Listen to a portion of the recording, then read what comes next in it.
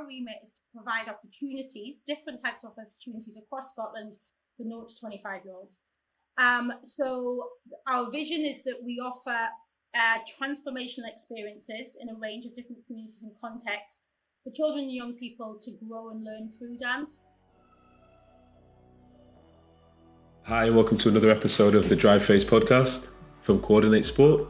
This is your show about sports founders, leaders and experts and the stories behind their business journeys. On this episode, I was lucky enough to have a conversation with Anna Kenrick, the artistic director of YDance, based in Scotland. During the episode, we talk all things dance, from her journey through school and the pathway into her career, touch on dance in the curriculum and kind of the challenges and the opportunities for young people to complete dance as part of their GCSEs, as well as the kind of journey into YDance and all of the kind of services and programs that they provide. Interestingly, we discuss kind of her current role as the artistic director means that she's kind of covering both strategy and leadership and kind of administration of the organisation at a high level, but also she's able to still be creative and kind of lead the company as they're performing all across the world. So yeah, great conversation, super interesting. Anyone leading a performing arts organisation, recommend a listen. So yeah, hopefully you'll enjoy the show. So I'm really delighted and privileged to welcome Anna Kenrick, who is the artistic director of YDance. It's the national dance organisation for children and young people all over Scotland. Welcome to the show, Anna. Hi, James. Thank you very much for having me. No, it's our pleasure. What we always do at the start of kind of all the shows, just to kind of let our listeners get to know you a little bit better. So and because of the space we work in and work with children and young people, etc., we'll try to go back to your time and see what your experience was like, I guess, with a cultural performing arts aspect for what we're going to talk about, but also just kind of generally in school. How did you find it in kind of primary and secondary school? Okay, so I'm from Newcastle originally, so that's where I grew up. And dance, I don't remember very much dance in primary school at all, unfortunately. Lots of physical education, but no dance. And then secondary school, I was lucky that my PE teacher ran creative dance type work back in the day in the 80s, early 90s. So I kind of got a little experience of kind of more creative educational dance there. But from a young age, I did outside school have the privilege of being able to go to a dance school that obviously I paid for in the private dance sector. So I did that every Saturday. Dad running me about to dance classes. And then I also joined the youth dance company and youth creative company at Dance City in Newcastle, which is the national, the organisation for developing dance in the North East. So, and from those two experiences, I got quite a different view into both types of worlds, I suppose, in the dance world. So at my private dance school, I did kind of the exam route and we did shows. And I also took part in the kind of amateur dramatics group at the Tyne Theatre, so got to do like musicals and be on stage and do all that type of world. And I also, through Dance City, had more of a, I suppose, creative experience, more making up my own movements and more about self-expression through that youth company. And I suppose then I've taken that on for the last 38 years or whatever. Well, I'm 46 now. So I did that through secondary. There was no dance examinations in terms of like GCSE in Scottish world, so GCSE or A-level at my school. So there was no opportunity to do that. Just touching on that, you mentioned about, I was just going to mention about primary school in terms of there was a lot of physical activity available, but not so much dance. Do you think that was just down to the teacher skill set?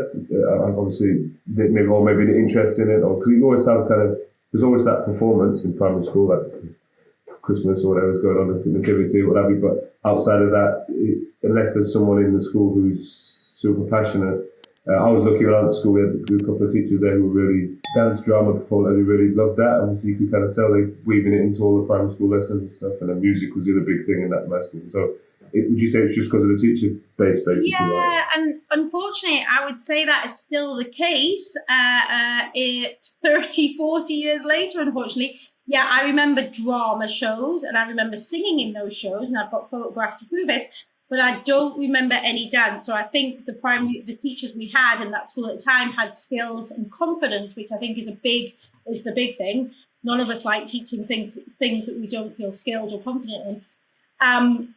So yes, I don't remember much at all then. And, coming back to present day, I think it's the same. I mean, still speaking from a Scottish perspective, primary school teachers get a 6-week block of dance, if that, in their training. And that can be quite varied in terms, obviously there's an side of dance where you can put on music and you can teach children routines and sequences through until, the other side of creative educational dance is more creative, expressive movement, learning skills and body confidence and different movement actions, and giving them lots of skills and tools. It's called urban analysis, so that they have their own skills to make up their own movement and be more empowered and have more agency within that. So even now, I think across the UK, sometimes dance is taught in schools, and the primary school, maybe depending on the confidence of the teacher and maybe what they've experienced when they were maybe a teenager or a young adult. Because as far as Scotland and teacher training, there's not a big push on it. And because it's a physical activity and most humans, do feel more on show when they're moving physically in any type of physical activity, there's a choice of different performing arts to teach. Generally, maybe drama or music or visual arts will be leaned into more than something like dance, which they feel is a bit more alien as a subject.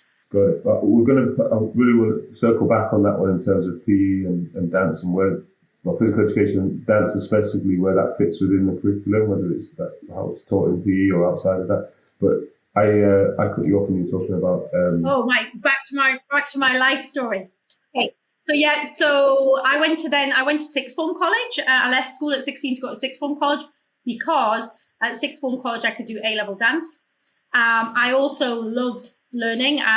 So I did A-level dance, A-level psychology, law, English. Because if I didn't want to be a dancer, I wanted to be a human rights with a female empowerment lens in terms of a lawyer. That's pretty specific for an 18-year-old, or 16, 17-year-old. She was choosing a subject. And I suppose it's an element of kind of socially engaged practice and working with groups who do not have as much voice that has taken me through my career, and especially at YDance now, which we'll get to, I'm sure. So yes, those are my two life options, law or dancer, which the careers teacher still couldn't get her head round, and I still don't think we probably could get the head round today. So we did that at college, and then I went to Northern School of Contemporary Dance, which is in Leeds, in Chapeltown, for 4 years. The plan was to go for 1 year to develop more technical expertise, and then go work more in the commercial world on cruise ships and in stage. But when I got there, I actually really enjoyed contemporary dance and thought I found something that was more me. So I stayed to do my degree in Leeds, which was a great 4 years in terms of growing as a person, coming out of Newcastle, going to Leeds, and growing as a dancer and a performer. I was just going to touch on contemporary dance. It's funny because I've got two daughters. My oldest was the other day, both of them actually, I don't know what they were watching, what show it was, but one of the talent shows maybe. And then someone came on and did a partner pair, two young kids. They performed a contemporary dance routine. And I think it's probably the first time they've seen it, and they literally were stood staring, just with their mouths open, staring at the screen for the whole time. And then we're like straight away after, when do we go to do this? So it's like, it's maybe one that's not as obviously compared to the other kind of, you see all the different types of classes, all the traditional stuff. It's one that it's quite a large area, I suppose, in terms, because yes, like jazz dance or musical theatre or commercial or crumping or African or Lindy Hop, you can learn it as a style. There's movements like in ballet, there's particular movements in contemporary dance, and there's a couple of different techniques like Lamone and Cunningham and release. So you can go to that technical type of class as well for contemporary. But then what contemporary does maybe more than other art forms is have that kind of creative element. So a lot of youth dance companies across England and Scotland. So youth dance companies are normally linked to either maybe a contemporary performance company like Canduco or Rambert or Scottish Dance Theatre. They have a youth dance company. Or maybe like places like The Place or Bournemouth Dance Agency or Swindon Dance Agency or, the equivalent Northern Ballet have a youth dance company, as do Yorkshire Dance. So, and they'll do a technical class, but then they'll give you opportunities to make your own movement, to tell your own story. And this is where I guess my naivety is also in terms of, you mentioned about going in the commercial world and doing the kind of performing cruise ships and shows, etc. What's the pathway from a contemporary dance point of view to performance or to, I guess, a career as a performer? Is that into, I guess ballet, etc., but is it into more West End? Or that's me being totally honest, vulnerable. Yeah, those shows. Yeah. That's totally fine. So I suppose when you're 18, there's a couple of choices, and depending on what you want to do as a career, and that depends on which kind of school you go to. So schools like Bird and Studio Centre, which do multiple dance styles and sometimes acting and singing as well, are probably training you more for the commercial world in terms of West End, cruise ships, shows, where you have to have multiple skills of different dance styles, be able to pick up routines quite quick, and maybe also have those other performative skills. Then obviously you've got the ballet world. So if you think you want to be a ballerina, there's the Royal Ballet School and Rambert and, Northern Ballet and etc. And then in terms of the contemporary world, there's the Northern School, the Place, Larben, the Space up in Scotland. And they, to go into more contemporary dance companies. However, that kind of boxed off career doesn't really exist anymore, like it might have done a while back.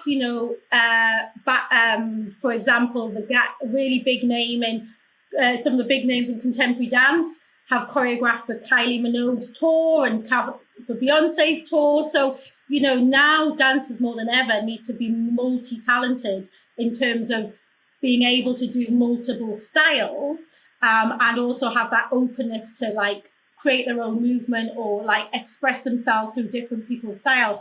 But I suppose those contemporary dance companies do exist, as do, the big ballet companies where you do probably one style. And then contemporary dance is obviously, really varied in terms of work, in terms of really conceptual work, or installation work or film work, right?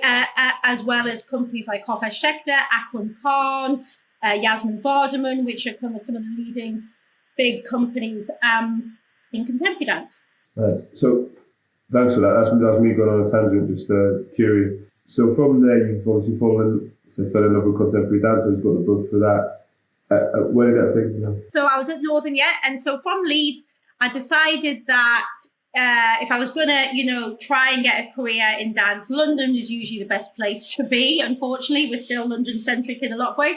Most of the auditions for the contemporary worlds happened down there at the time, and this was late 90s, this was 99. So things have shifted.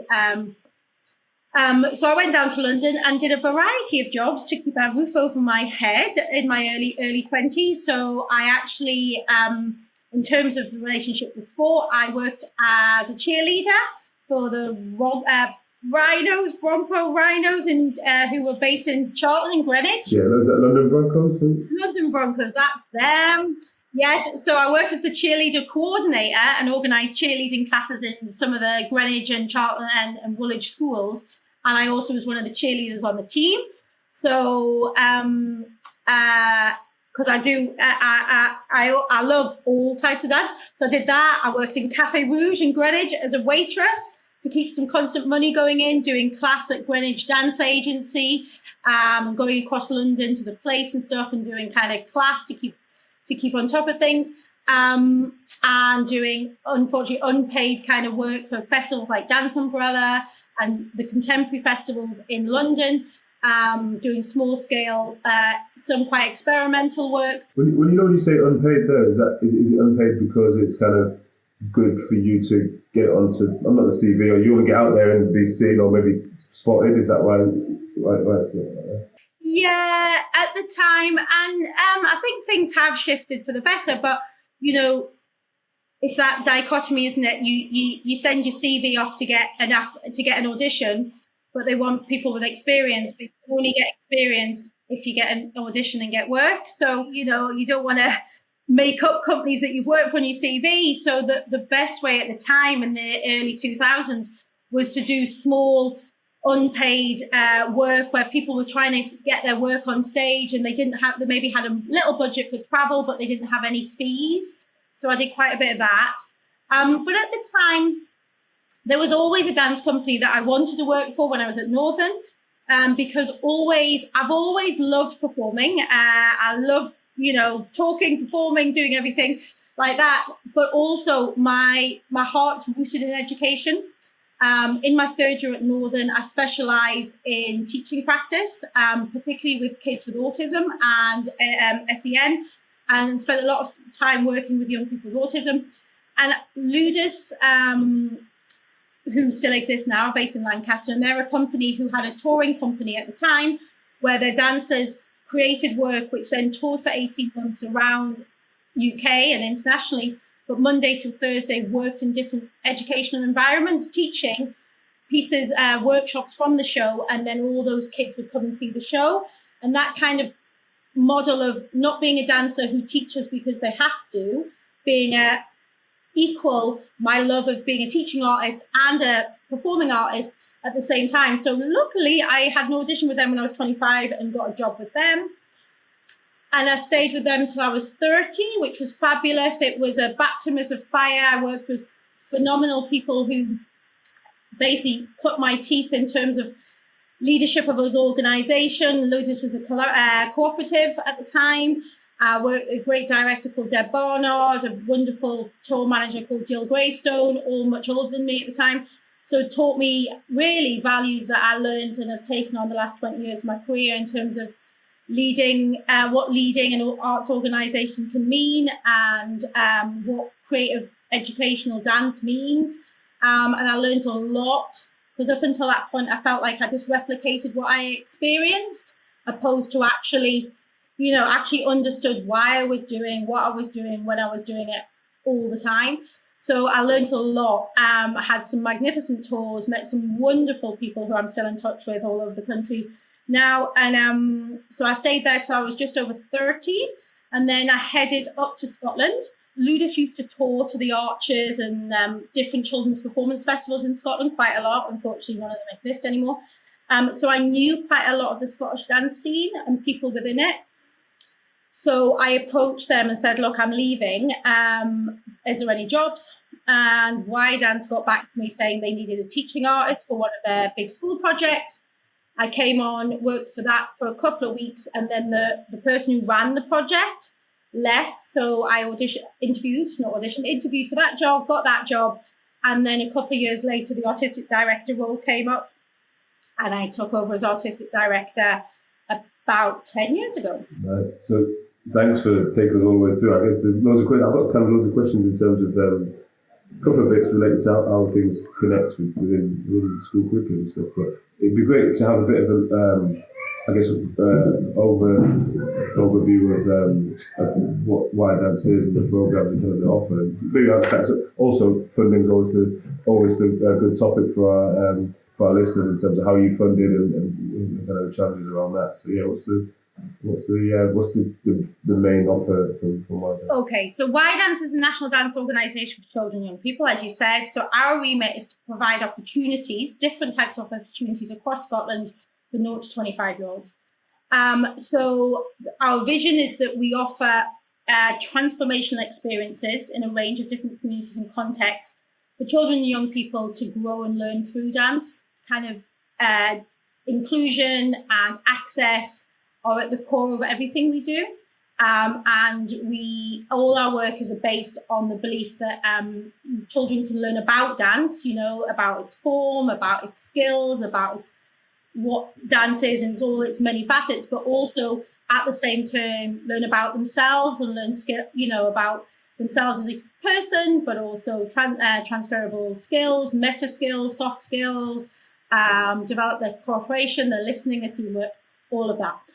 So we work across 4 strands. So we have Engage, which is projects that work with different communities across Scotland who might have never seen dance as something for them.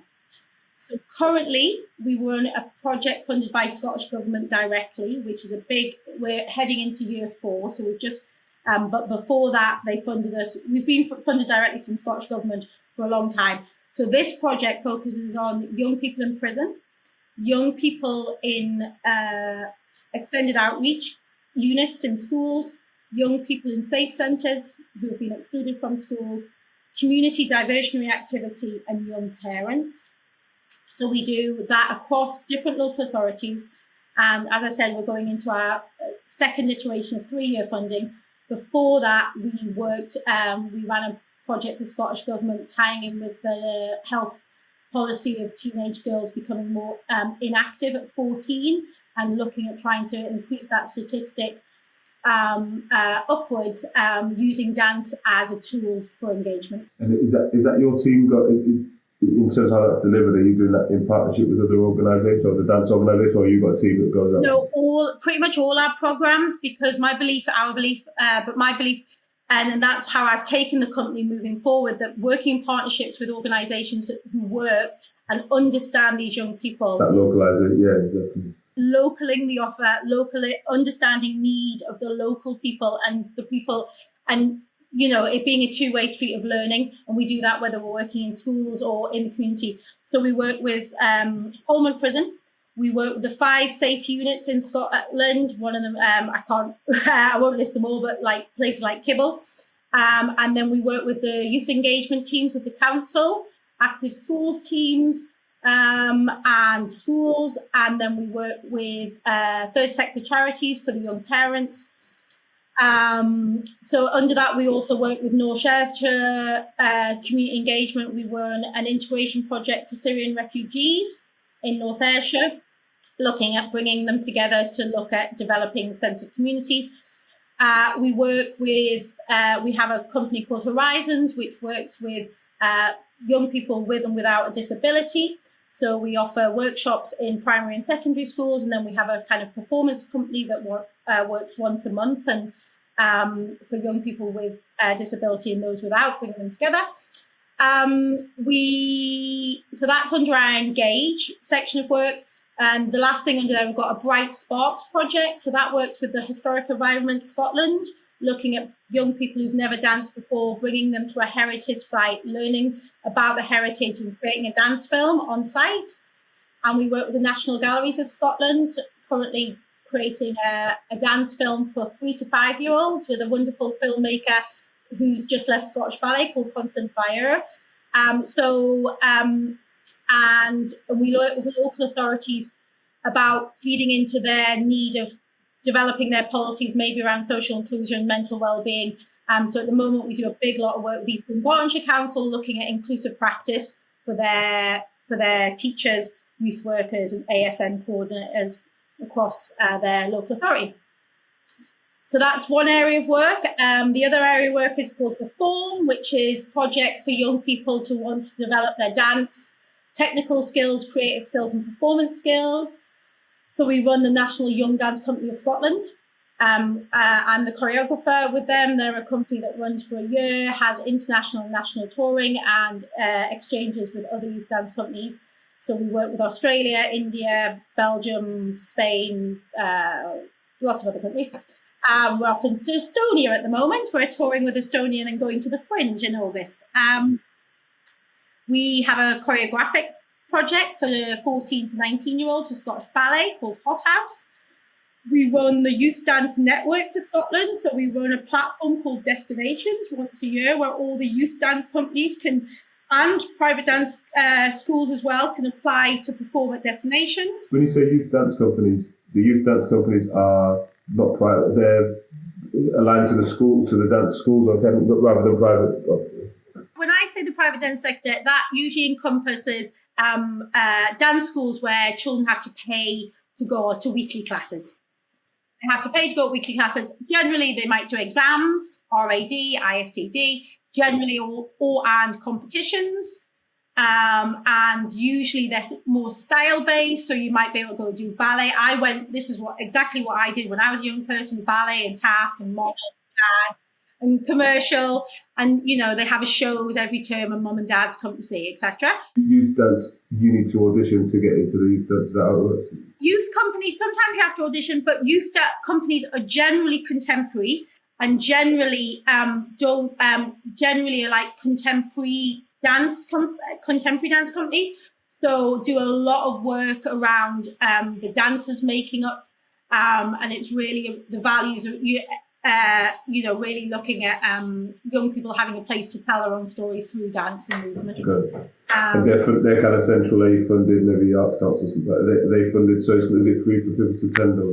Well, it's different. So some of the youth dance companies that are in our network are actually, dance artists who've come out of training and then set up a youth dance company in their area, and they actually might charge a couple of quid for it as well. But it's some are linked to dance companies or dance organisations, and then the private dance school is generally you can set up your own school and start running classes as well. So it's the kind of difference. We're all there to get young people dancing in different ways. Exactly. Yeah. Sorry. We were on Pillar Perform. Yeah. Perform. Yes. So the youth dance networks, we have a big, so in England we partner with YDance UK on their YDance platform. And so destinations, some of the groups are selected from Scotland to go down to the YDance festival, which YDance UK run, which is in Newcastle in a couple of weeks. And then I think that's everything. And then, we do Learn, which is everything we do in the education sector. So we've got a big project which is just coming to the end. And you mentioned funding. That's funded by the Paul Hamlyn Foundation. Paul Hamlyn Fund, and that looks at teaching the curriculum through dance. So we look at teaching literacy, maths, history, all of it through dance and physical movement. And that's been going on for 2 years. We are looking at developing the teacher's skills and knowledge and confidence at the same time as developing the children's literacy and attainment levels. And then we do CPD training, or we call it CLPL training, for teachers who want to deliver the National 5, which is equivalent to GCSE, or the Higher, which is equivalent of A-level dance. And we look at a lot of advocacy work about supporting the place of dance and the profile of dance in education, because I think you're based in England, aren't you, James? It's similar. The profile of dance is less than the profile of all the other art forms and physical education, and it's on the decline, particularly in England, which is a real shame. Yeah, there's been a huge decline in the uptake of GCSE and A-level dance in England because of the lack of it going through. Because it's like kids wanting to take a GCSE in maths but never done math. You wouldn't want to, because you wouldn't know. Sometimes the narrative around performing arts and the place of them in education against your STEM subjects. And obviously in the last 10 years, the education system has shifted in terms of the narrative around that. Do you think, just in terms of that not being included as they're coming through, is that due to, let's say, the staff or the team not having specific dance teaching staff, or is it just schools are making choices on priority, what's going to get priority over what subjects get pushed out? Yes, exactly. It'll be priority versus budget versus manpower. So if you've got the staff to run something who can most dance would probably be taught across the UK would be taught by a PE teacher. In England, there was much more of a push on having a specific dance teacher and some schools have still retained that, not all. In Scotland, there's no such thing. It's the PE teacher. So in Scotland, if the PE teacher maybe has some dance skills, they might think about bringing that in, but that might not necessarily, be relevant. Recent skills, they might have done dance when they were like 14 to 16, like I did football 14 to 16, but they're asked to teach it. Or sometimes because they've got a female in the department, there is that, it can be a gender. In terms of who's going to teach it and who is in the department. But then across, I think it's exactly that. It's, what they have to put a push on, and in terms of governmental priorities, in terms of what is seen as the unquote quote best academic subjects and what children should be learning.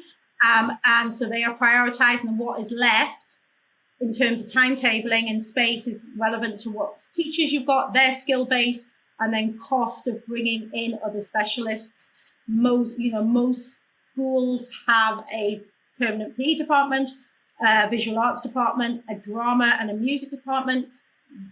Much less have a dance department with its own rights alongside. When you think about dance and the place in the curriculum, do you think it feels like it sits with PE right at the moment?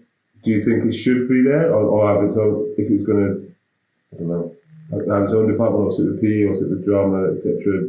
Because in terms of resources, you're going to get, but I'm maybe naive, I'm thinking there'd be more drama teachers that could cross over and do a good job in dance versus PE teachers who could do that. I guess the ultimate would be having the dance department by itself, standalone. But yeah, I mean, if politically and economically the situation was different, what each school should have is a dance department like the visual arts and drama, because obviously of the physical skills, but then also everything else in terms of the choreographic, the dance history. It's massively like cross-curricular, right? And then transferable skills across the board, yeah. On a dance course, whether it's GCSE, NAT5 or higher, kids have to learn a dance technical class and a sequence in a couple of styles, maybe contemporary and jazz, 2 opposing styles.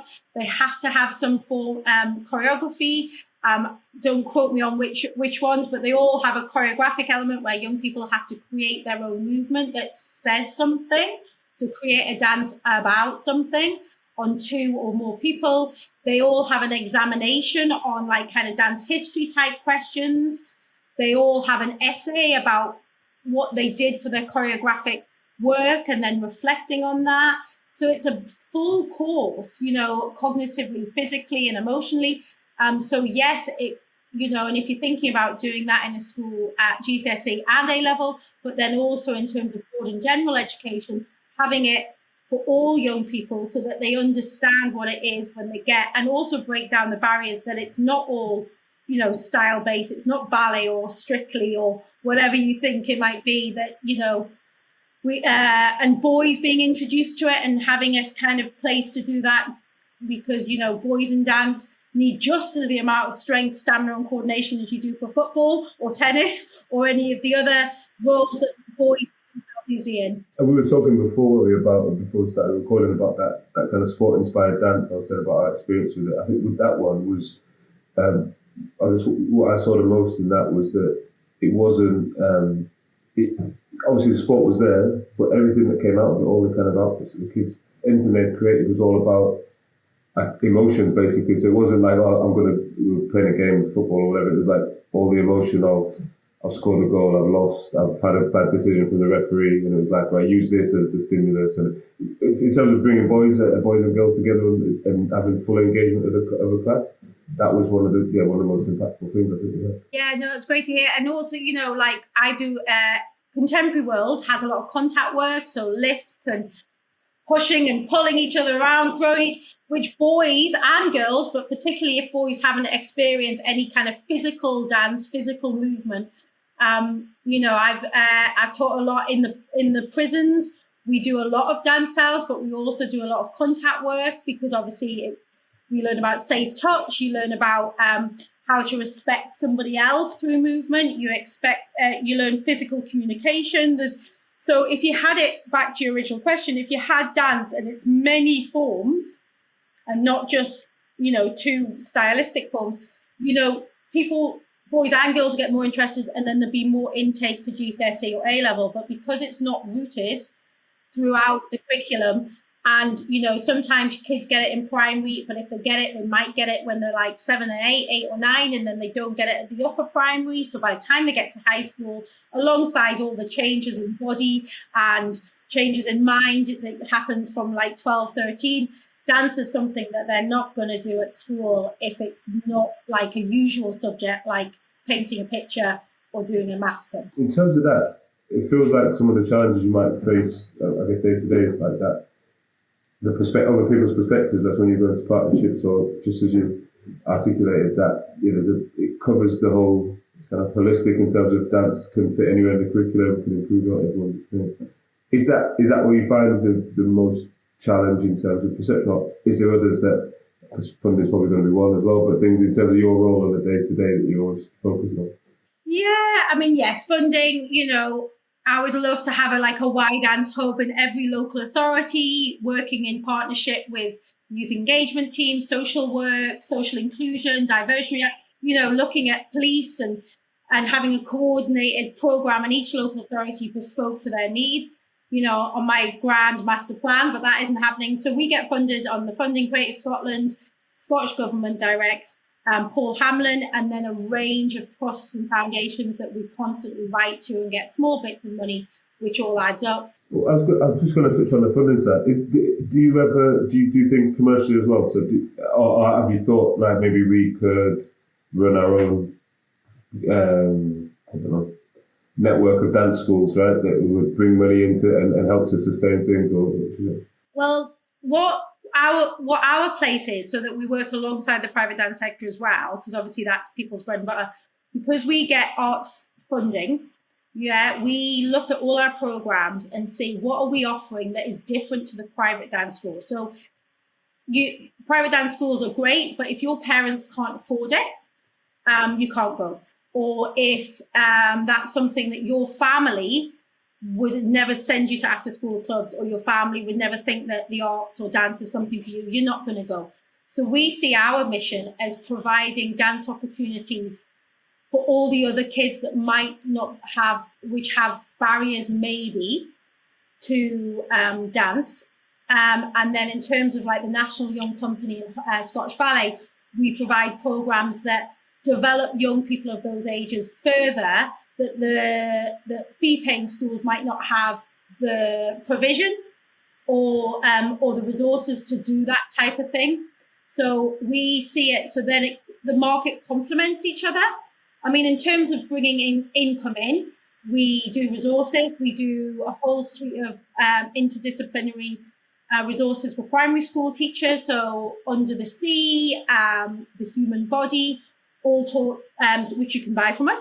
And we do big posters looking at help support teachers, little plug, secondary teachers for their income. Over the years, we have thought about running classes, but as I said, in terms of complementing the offer of Scotland, we have places like Dance Space and City Moves and Eden Court that run dance classes alongside, and in Glasgow, there's loads of private dance schools. So we see it as how do we offer to those young people?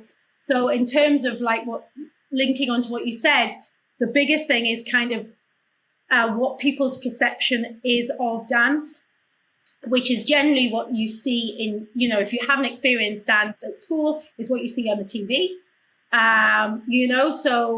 Which has got much better than when I was a young person, which is great. So a lot of the time, yes, we go in and the kids think they're going to be, taught style or ballet, those jokes and all those kind of things. And then we do something slightly different. And especially the partners in terms of teachers, we've had a lot of teachers we work with which just don't understand how we're going to teach maths through dance. And dance can be such a emotive word.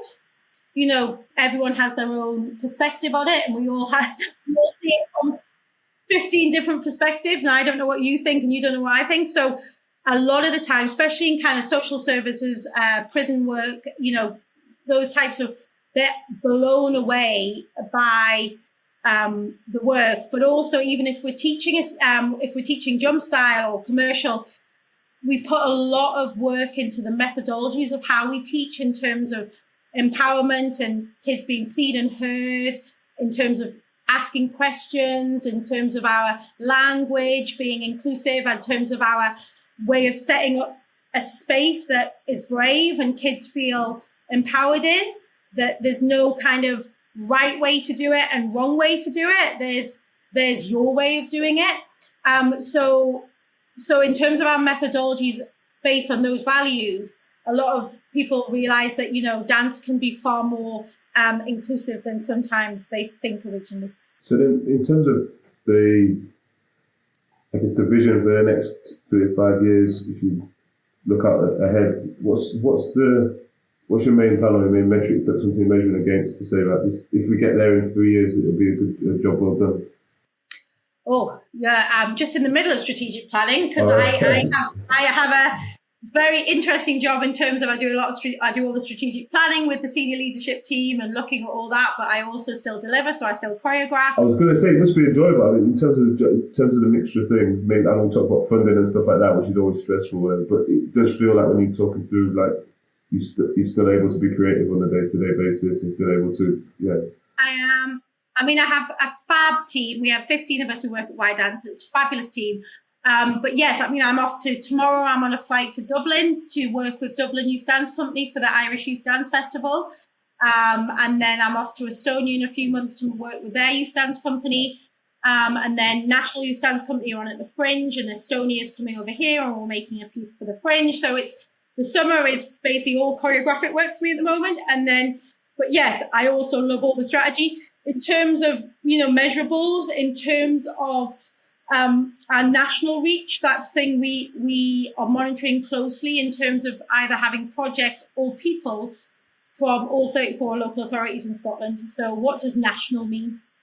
And how do we make sure, in terms of partnership working or joined up funding models, that children in all local authorities have some form of access? So you try to eliminate those pockets of, depending where they are geographically, they might not have, it might be a 2 hours drive or whatever it be. Exactly. There's a couple of places in Scotland that have never had a youth dance company for ages and have very little dance provision of any sort, whether, paying classes or not going on. Whereas obviously like cities like Glasgow, everywhere, but maybe only if you can afford the cost. What about if you can't? So, and then in terms of last year, we worked with 15,000 young people over the course of the year, and then looking at, for us, over the next 3 years, in terms of diversity and inclusion, where are those young people from, what's their background, what was their access points, and ensuring that the demographic that we reach is wide and varied,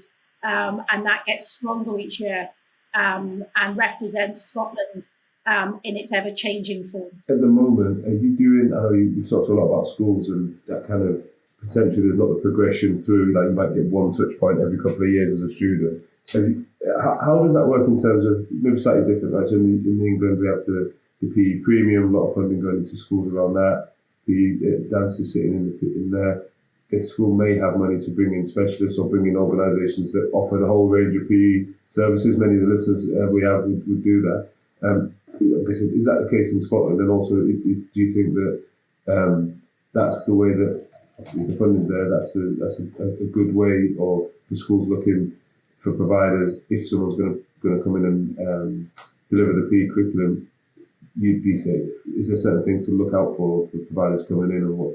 I don't know if that's a question or not.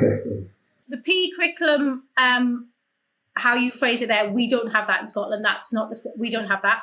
So, which is great to hear. The similar, I suppose, is all schools got attainment funding, which means they had a pot of money to use to look at increasing attainment in any way they want, from buying textbooks to bringing in staff in multiple forms. So we work with some schools in their attainment funding work. That funding is now stopped. In Scotland, PE has dance sits within expressive arts, which is not under PE. However, it's taught by PE teachers because the expressive arts department, there's a couple of schools which you mentioned before, has maybe a drama teacher crossing over, but generally it's PE. So funding is scattered and up to, which I'm sure in terms of who funds the PE premium or who decides on that person's view of dance or view of it as a subject, view of it as an art form. So we have an active schools network. So the active schools network, which I don't think exists in England. So we did have a slightly, yeah. So there was the network of the school sports coordinators and PPMs and things like that, where they had the network. But yeah, that was more linked around the youth games. So they have maybe that skews more sporty as well. So. Okay, so the active schools network is still being funded and strong. So in terms of dance in schools, a lot of the time it comes in as an after school club through through ASC coordinators. So we work with them, as I said, in Eastern Barton, they have a focus on SEN schools. So we work across all the SEN schools for that. So the money comes in through that stream. And once again, though, that's, depending on the active schools manager and their view of what they want to do in terms of sports, physical activity, dance and art, I'm curious, obviously, we're software business, we always ask people about this on data and things like that, but what role does kind of technology play in I guess, your position, but also wider in what YDance is doing? If any at all, it might not at all for you. It's like you've been listening to me, James. So at the moment, I'm currently doing a postgrad course in cultural impact for cultural organisations. When I first started my role, the projects that I ran were funded through the NHS and Sports Scotland, and were heavily focused on logic models and looking at impact and outcomes, and that was very prevalent for those projects. So through this postgrad work I'm doing now, I'm really evaluating how we measure impact and what that looks like in terms of indicators, and being able to do that. And linking to your question on software, that's where I think as an arts organisation, I think like many, the data capture and the software we use is almost non-existent, to the point where we are actually having a senior staff meeting next week to look at how do we capture data better through software, and what software do we know. So if you know any, please let me know, because we're reviewing, going into our next funding cycle, how we capture quantitative and qualitative data so that we can change the narrative on dance in an educational context, in any context,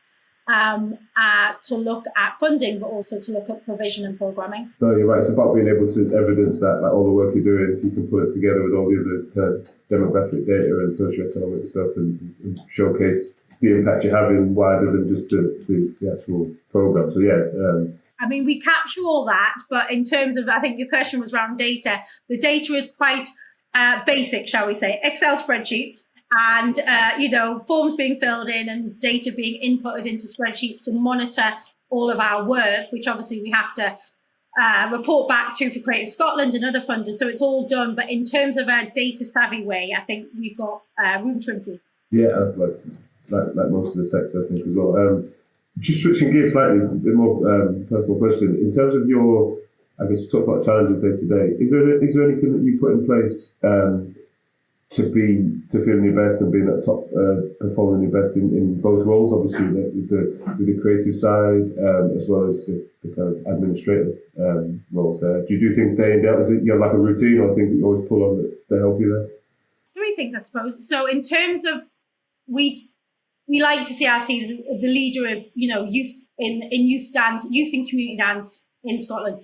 So I take that very seriously, in terms of meaning that the team who go out and deliver are up to date on teaching methodologies, pedagogies, psychology research, in terms of, constructivism and creative habits of mind theories, where you're looking at teaching, collaboration, inquisitiveness and discipline and things through dance, and making sure we're on top in terms of content, making sure the team are on top of, knowing different dance styles and having constant tools and tricks and trade at their fingertips, so their lessons can be as rich, enriching for their pupils as they can.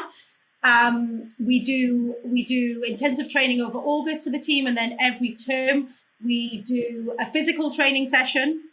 Then we also do critical reflection in terms of their looking back over the term, in terms of challenges, strengths, areas of concern, and like we sit round as a team and critically reflect our practice, because I think any sector, is as good as the people in it. And every day I'm a big believer in you never stop learning. And to be the best person for the young people, you have to keep learning your skill, developing your skills, developing your practice and your processes. We do a lot of that at YDance, because we also have, I'm the oldest in the team of 46, our youngest is 26, so we've got a 20-year experience differential. So, it's great to keep, all of us refreshing and learning. In terms of myself, because I do sit behind a desk and then I have to jump into a studio tomorrow with 16 to 25-year-olds. I do daily HIIT training and running. I did my first 2 half marathons last year. And didn't realize how fast you lose the ability to run though after that. So getting back into running, but I do a lot of HIIT training and yoga every morning before work, so that I can jump from one hat to the next. And yes, I think it's that, and the team are to do the same as part of their role, to take class or do physical exercise, so that we're all ready to go. Yeah, it's always interesting. I think that this is a theme that comes up in terms of that physical exercise. Yeah, obviously you've got the two sides of the role where you need to be physical, but the kind of clarity, mental clarity, stuff like that, just from exercising early in the morning. I think that's a theme that comes across when talking to most of the leaders. I think, I do it to stay in shape so I can do my job, but I also, yes, exactly, clear the mind and I think that branching over from being a mother to a professional, it gets me out of one gear into the next gear. Nice. Last question for me is reflective. We ask all of our guests, if you could go back in a time machine and give yourself one piece of advice as you started out in your career, as you kind of maybe finishing your A-levels or something like that, what piece of advice would that be? Oh my goodness, that's I probably should have listened to more of your podcast again. You're not the only one. That hard work and perseverance and commitment to your beliefs and values does pay off and does get recognised in the end. That's pretty good for off the cuff, yeah. No, I think, when you, at dance school, and it can be quite a cutthroat and hard 3 years of your life. And I'm still very proud that, a lot of my peer group aren't working in dance because the amount of jobs is not as big as you think when you're 18. That I'm still, and I think I'm probably the only person in the world who has spent their whole career in youth and community dance. So because I worked with Ludus, which was a performance company with young people and for young people, then I went to YDance, which was a company for young people, and I choreographed with 16 to 25 pre-professional dancers. This is the world I've spent 25 years, and to tell myself that you'll be heading to 50 and still throwing yourself around the room with 16-year-olds and keeping it together would be good advice. Yeah, no, that's amazing. Thanks so much for that, and also I think a lot of the listeners who, as mentioned before, running those providers, running those organisations that are providing working to schools, etc. I'm sure you'll get plenty of them hitting you up for some CPD or some resources, things like that. I definitely think that there's a niche for that, where everyone always, like I said, always want to keep learning and developing their skills. Exactly, and supporting each other. I think in every sector, if you come together to support and learn from each other, the sector itself gets better, which then does affect you individually. And it can be a lonely world if you're independent school or a independent freelancer. It can be quite lonely. So always good to chat or look at supporting or helping and working with other partners. Perfect. Anna, thank you so much for joining me today. You're most welcome. Thank you.